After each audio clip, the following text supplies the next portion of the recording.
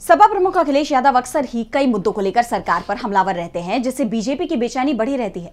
इसी कड़ी में अब उन्होंने संविधान के मामले में बड़ी बात कही है और इसे बचाने के लिए एक और करो या मरो आंदोलन की जरूरत बताई है। साथ ही सरकार पर जोरदार हमला बोला है।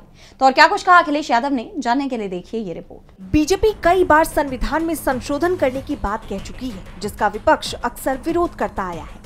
और अब एक बार फिर सपा प्रमुख अखिलेश यादव ने संविधान का मुद्दा उठाते हुए सरकार पर तंज कसा है। उन्होंने एक्स पर लिखा कि देश का नारा जय जवान जय किसान जय संविधान होना चाहिए। संविधान को लेकर कोई पक्ष विपक्ष नहीं होना चाहिए, सब एक तरफ एक मत होने चाहिए। संविधान सिर्फ किताब नहीं, बुनियाद भी है। एक लोकतंत्र के लिए सबसे दुखद बात यह है कि संसद में संविधान को बचाने पर बहस हो रही है, जबकि संविधान के हिसाब से देश को आगे बढ़ाने की चर्चा होनी चाहिए। संविधान पर संकट का आना दरअसल लोकतंत्र पर संकट का छाना है। जो संविधान को कमजोर करना चाहते हैं वो लोकतंत्र को कमजोर करना चाहते हैं, और लोकतंत्र के विरोधी वही होते हैं जो एक तंत्र लाना चाहते हैं।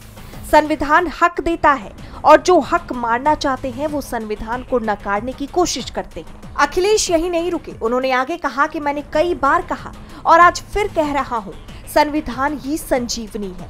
इसमें देश को अच्छा करने की, अच्छा रखने की शक्ति है। संविधान लोकतंत्र का कर्म ग्रंथ होता है, इसलिए हमारे लिए संविधान कर्म ग्रंथ है। देश संविधान से चलना चाहिए, मन विधान से नहीं। संविधान ही पीढ़ी का प्रकाश स्तंभ है, क्योंकि संविधान ही व्यक्ति की गरिमा और प्रतिष्ठा को सुनिश्चित करता है। संविधान को परतंत्र बनाकर जो लोग राज करना चाहते हैं, उनके लिए आजादी का अमृत काल भी सिर्फ एक जुमला है। संविधान बचेगा तो न्याय बचेगा, और न्याय बचेगा तभी सबको बराबर मान सम्मान, सबको बराबर मौके मिलेंगे। भेदभाव भी मिटेगा और भेद का भाव भी।